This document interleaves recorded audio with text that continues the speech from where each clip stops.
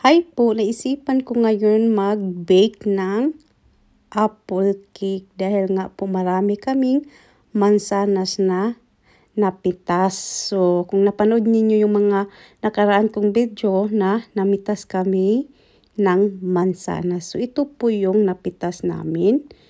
So, marami kaming napitas, dalawa lang ang gamitin ko sa apple cake. Siyempre, tanggalin ko din ang balat ng mansanas at saka yung sa gitna kinat ko din at saka yung buto tinanggal ko. Tapos ikakat ko lang siya ng mga ganito lang din ka nipis. So ginamit ko ngayon sa apple cake is 2 pirasong mansanas. Masarap tong mansanas na to ilagay sa apple cake.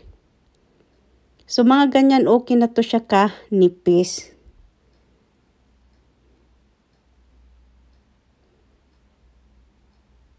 So, pagkatapos ko lahat makat, nilagay ko sa isang plato, tapos ilagay ko muna siya sa tabi. Tapos, ito yung mga ingredients ko sa apple cake. So, all-purpose or meal ang tawag nila dito. Tapos, sinalo-halo ko or minix-mix ko muna para walang buo-buo. Tapos, sinunod ko yung white sugar. Tapos, milk. Tapos, itlog.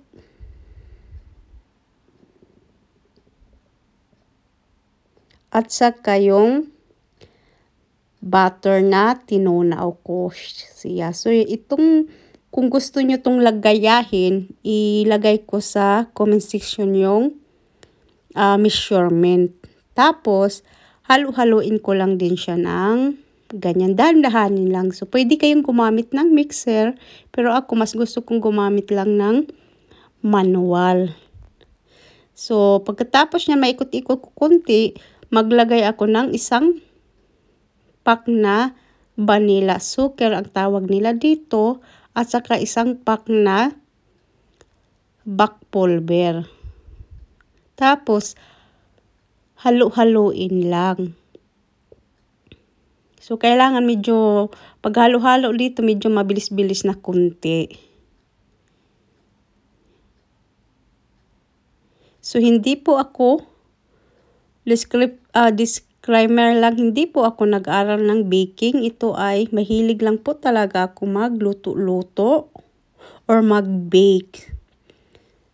So, natutunan ko din itong mga menu or itong mga ingredients sa mother-in-law ko. Kasi yung mother-in-law ko dati ay may maliit na coffee shop. Siya ang gumagawa ng mga cake at the same time pag may mga tourist doon sa lugar nila, may organisasyon kasi yung mother-in-law ko, nagbe-bake sila. Tapos nilalagay nila doon sa ilang organisasyon na libre. So maraming mga cake yung ginagawa yung mother-in-law ko. Doon ko siya natutunan. Tapos, ayan, nilagyan ko ng butter yung hulmahan para mabilis siyang matanggal pag hindi na siya mainit. Tapos, nilagayan ko ng papel. Ano yan siya sa pambake yan ha. Tapos, nilagay ko na yung minix kong mga ingredients.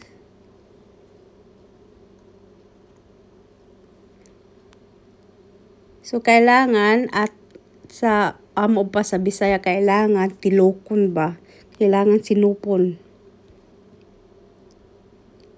Kailangan nating tilokon. So, pagkatapos ko dyan maglagay lahat sa mga ingredient, ag-ugaon ko siya kadali para magpantay ba? Mga ganyan ba, uga-ugaon? Para pantay din. Pagkatapos mag-uga-uga, so ilagay ko na yung mansanas. So, yung mansanas, buong taas, punuin ko siya ng mansanas lagyan.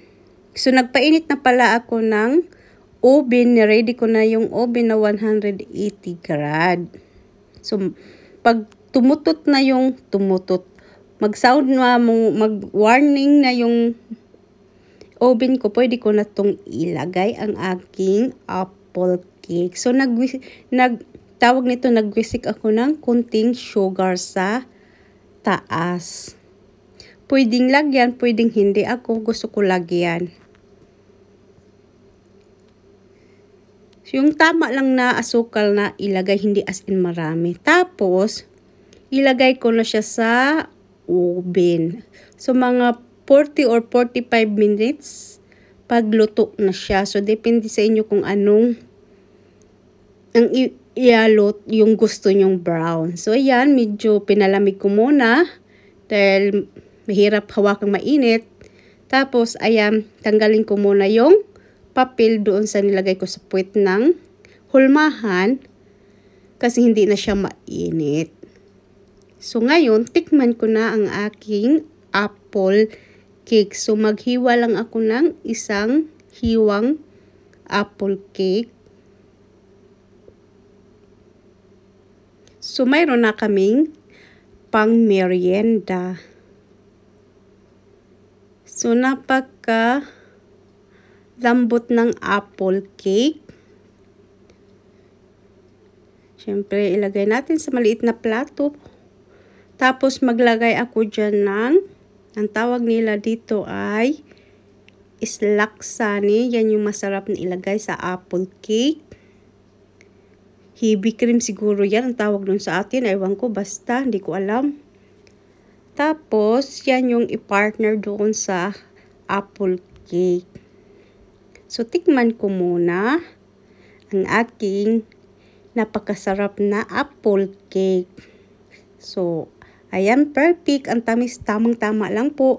Perfect combination ng islaksani at saka apple cake. So, guten appetit!